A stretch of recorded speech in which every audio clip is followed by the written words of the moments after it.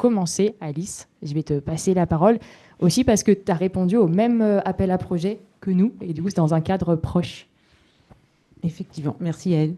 Euh, alors, moi, je vais essayer de vous raconter une petite histoire sur le projet Vimob. C'est un peu les dessous de la recherche. J'espère que ça va vous parler. Alors voilà, est-ce que ça fonctionne ça? Non, donc je vais utiliser les flèches. Hop. Tu viens de me présenter, donc j'ai pas vraiment à en dire plus, si ce n'est que on a intitulé cette présentation Chercheuses et chercheurs débrouillards, ajustement tension, apprentissage lors d'une recherche-action en SHS. Ce que je voulais vous raconter, c'est que pour moi, ça a commencé pendant le premier confinement. On avait beaucoup de temps, donc j'ai passé pas mal de temps sur Internet à me renseigner sur des sujets qui m'intéressaient. Et notamment le jardinage et les techniques de jardinage moins polluantes. Et j'en suis arrivée à un moment à découvrir le Low-Tech Lab et puis un certain nombre de techniques parmi, on va dire, les DIY. Euh, ensuite, ça ne fonctionne pas, ça bloque.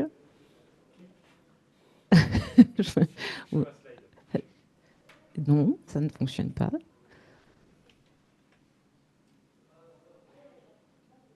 Ok. Ah oui, ok, merci. Ensuite, du coup, quelques temps plus tard, j'en suis arrivée via le Lotec Lab à regarder plein de vidéos, notamment celle de Barnabé Chaillot. Et en parallèle, j'ai aménagé mon camion. Et j'avais aussi contacté d'autres personnes de l'univers Lotec à ce sujet-là.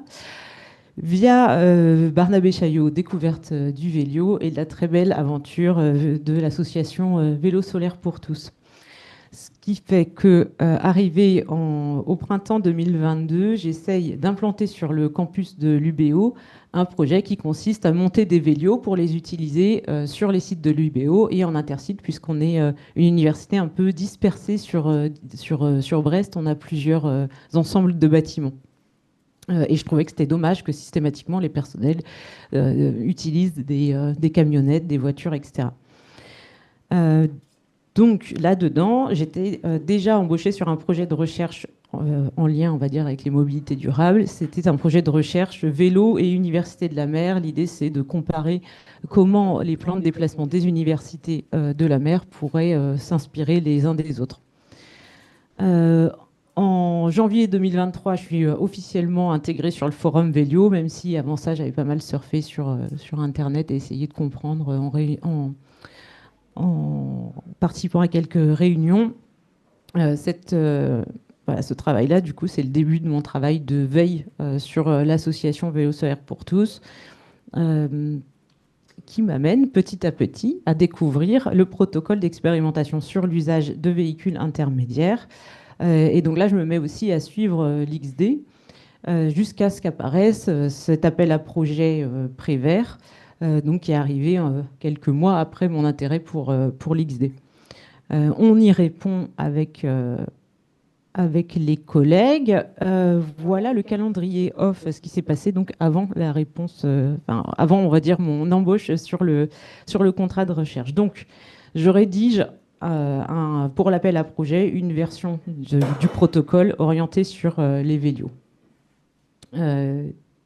Ensuite, arrive via l'UBO Open Factory, donc le premier projet que j'avais essayé d'implanter sur l'UBO. On me met en relation avec le Lego. On me met en relation avec le Lego qui me dit qu'ils ont été contactés de leur côté par l'ADEME parce que ils ont déjà d'autres projets en lien avec l'ADEME qui sont une sorte de partenaire historique pour les recherches universitaires côté Brest sur ces sujets liés à l'environnement.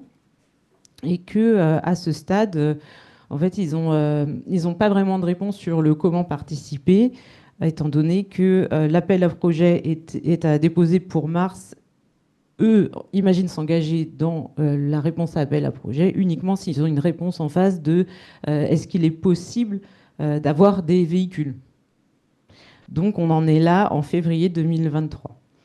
En avril 2023, finalement, après de nombreux échanges entre le Lego et le Labers et l'ADEME, on dépose le projet sur la plateforme Agir. Moi, pendant tout ce temps-là, je suis à terre, donc j'ai pas mal d'enseignements à donner et j'essaye de suivre le mieux possible et de maintenir la dynamique pour que le projet advienne. Et puis s'installe donc une période de doute entre le moment de dépôt de l'appel à projet et plus tard le contrat, pour moi, en tant que CDD sur contrat de recherche, sur le projet Vimob. Donc entre les deux, en juillet, on a une version 2. Donc notre projet est accepté, mais on doit produire une version 2 de notre projet. En septembre 2023, en fait, on n'a pas les véhicules pour faire le projet. Donc ça devient un peu compliqué. La porteuse de projet, Marine Le Galelli, qui travaille au Lego, à plusieurs reprises, elle remet en doute la possibilité même de faire le projet et a un discours du type on va peut-être devoir finir par abandonner. En fait, c'est vraiment trop complexe. La répercussion pour moi, c'est de me dire ok, j'aurai pas mon contrat à l'université suite à mon contrat d'ATER, je vais faire autre chose. Donc je m'engage dans une entreprise à 60% à côté de cette idée de continuer à l'université. En novembre 2023, au miracle, ça y est, le projet a été ça y est, le projet a été signé par tout le monde, y compris le président de l'UBO. On peut y aller. Ouais, en fait, on peut y aller, mais non, parce que c'est l'université. Donc, l'ADEME a dit, OK, vous avez déjà l'argent depuis que c'est accepté en juillet, mais l'université ne débloque pas les fonds tant que tout le monde n'a pas signé et que l'ADEME n'a pas versé un centime, parce que c'est une fois que l'argent est dans l'université qu'on peut faire une fiche d'ouverture des crédits. Et on n'a qu'une fois qu'on a cette fiche-là qu'on peut commencer à écrire des fiches de poste et derrière à proposer des contrats de travail. Si bien que j'arrive à avoir un contrat de travail avec l'UBO sur le projet que j'ai initié en janvier 2024. Pas facile, clairement. Et puis, eh bien, je passe que à 100% en janvier 2025, donc cette année. Et tout le monde est bien persuadé que je travaille depuis juillet 2023 à 100% sur ce projet. Y compris la porteuse du projet qui n'a pas réalisé que je ne travaille pas à 100%. Ça, c'est assez magique. Donc, au début, quand je vous disais on aurait dû avoir accès à un certain nombre de véhicules, notre premier projet, il y avait des vélos, il y avait un Woodybus, il y avait une Wiz, enfin plusieurs Wiz, des Biro, des Urbaners. Je vous passe les détails de pourquoi on n'a pas eu tout ça, mais derrière, on arrive finalement à avoir un projet avec des objectifs, étudier, déterminer les freins à l'usage et les leviers d'action pour l'adoption des vélis dans les mobilités du quotidien. Très bien, donc ça vous le saviez déjà. Et identifier les cas d'usage à travers des expérimentations. Notre expérimentation, elle est partie pour 12 mois avec un certain nombre de ménages.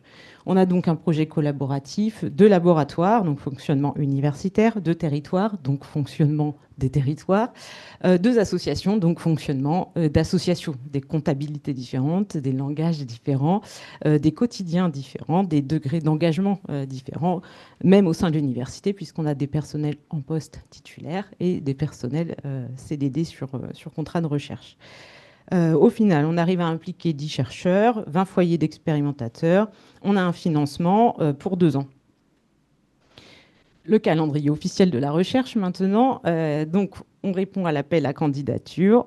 On fait des entretiens avec des expérimentateurs à l'entrée en expérimentation. On a notre livraison de bureaux et on a monté nos vélios. Hop, c'est parti pour un mois d'expérimentation. Entre deux, on fait une mesure à 6 mois environ avec les foyers, savoir ce qui s'est passé sur les 6 premiers mois. Et puis, arrivé là, il y a quelques mois, juste avant l'été, on fait les entretiens terminaux et puis on livre en ce moment nos résultats à travers des séminaires et un rapport qui sera livré en décembre à l'ADEME. Juste, ce schéma est un peu compliqué, mais ce qu'il faut y comprendre, c'est ce que je viens de dire avant. On a tout un tas d'acteurs, une pluralité d'acteurs, des degrés d'engagement différents. Donc là, on a un axe sur l'intensité de l'implication dans le projet. Et puis, de l'autre côté, si cette implication, elle est continue, séquentielle ou ponctuelle, avec une graduation, on va dire, entre les initiateurs, les partenaires et les bénéficiaires du projet de recherche. Je passe rapidement. Donc, on a moi, je regarde que les vélios, là, dans ce dont on parle aujourd'hui. Je laisse de côté la Biro. Alors, pour le projet des vélios, on a une contrainte forte, en plus des 12 mois d'engagement de nos foyers. Il faut qu'elles trouvent une semaine pour monter les vélos, ce qui est une belle contrainte qui suppose de contacter chaque personne qui a répondu au questionnaire de recrutement, donc à peu près 150 personnes qui sont allées compléter le questionnaire. Et voilà, et de trier là-dedans toutes les personnes qui sont intéressantes à recruter. Donc on fait ça.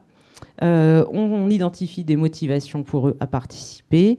On engraine plein de ménages différents, composés de personnes différentes. On a un peu tous les âges, un peu toutes les occupations. Ça, c'était pour répondre à une des réflexions d'hier, comme quoi on n'était pas forcément... Enfin, comme quoi on avait une façon de recruter particulière. Donc oui.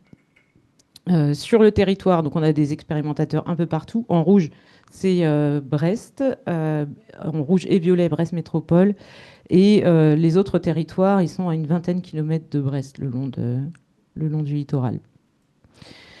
Qu'est-ce que je voulais vous dire? Ah oui, c'est que l'intention du projet, l'intention du montage, c'était de tester plusieurs choses. Déjà, la récompense, déjà, ça a un sens parce que lors du concours d'innovation, l'association Vélo solaire pour tous a été récompensée.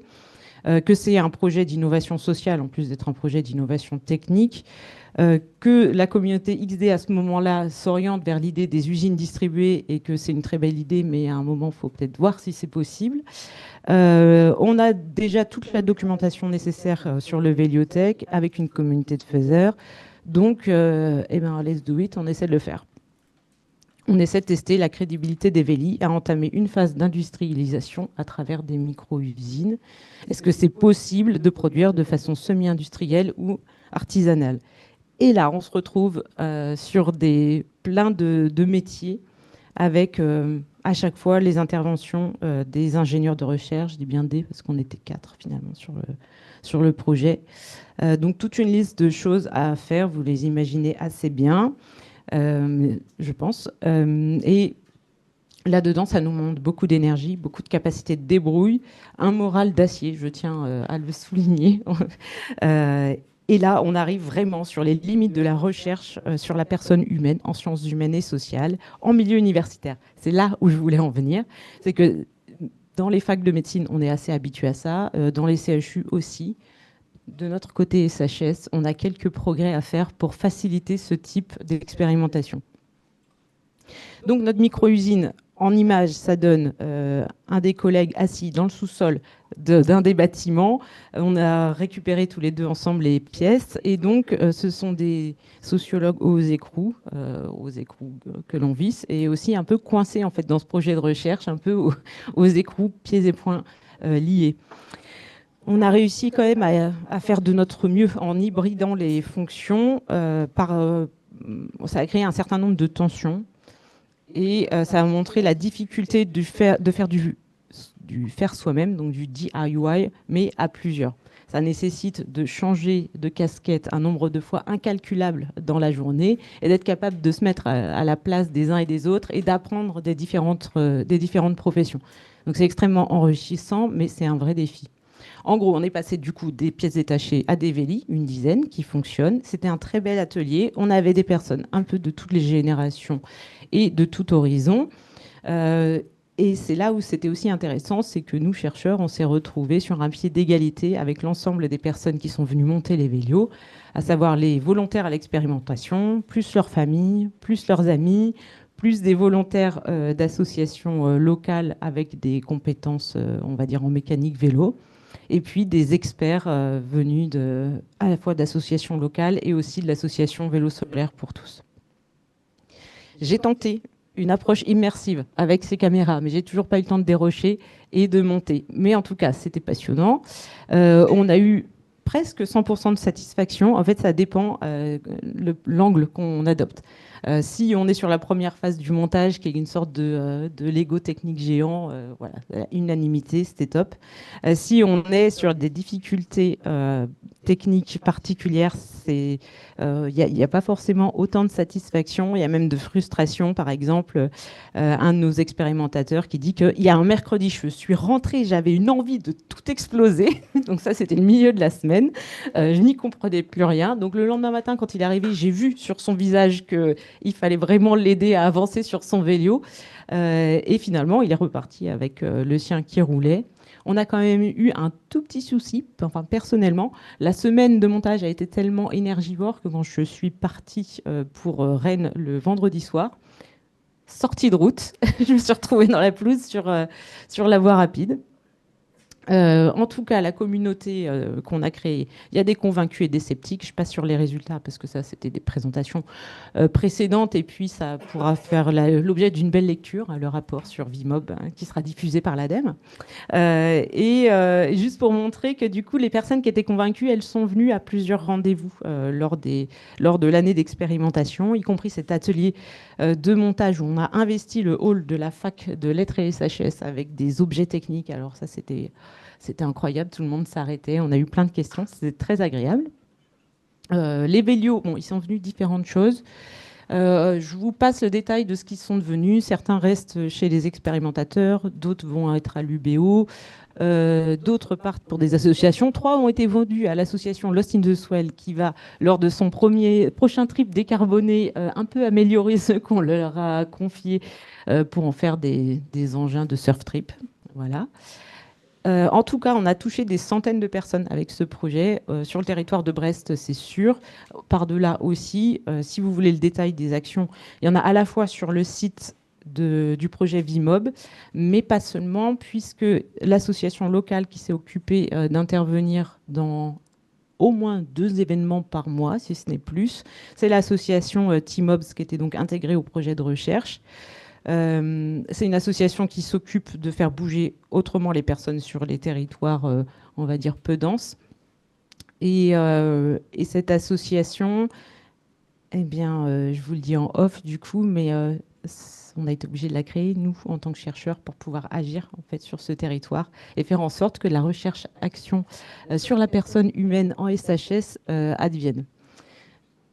Voilà, et donc dans tout ça, je veux vraiment remercier du fond du cœur chaque personne qui a été embarquée via mes engagements, qui font suite à l'engagement de d'autres allumés, à savoir le mouvement de l'extrême défi dans son ensemble, et qui peu à peu sont devenus leurs engagements à eux, aussi bien mes collègues chercheurs qui sont venus s'ajouter petit à petit dans le projet, y compris le VP Transition, donc le vice-président à la transition et à l'environnement de l'université. Pareil pour les bénévoles d'associations, on en a eu plein, même en dehors de l'association Teamobs, qui sont venus participer. Et merci plus concrètement aux volontaires à l'expérimentation, leurs familles, leurs amis et même les voisins qui les ont dépannés en outils ou en écrou. Voilà, je m'arrête là, même s'il y a plein d'autres slides qui existent.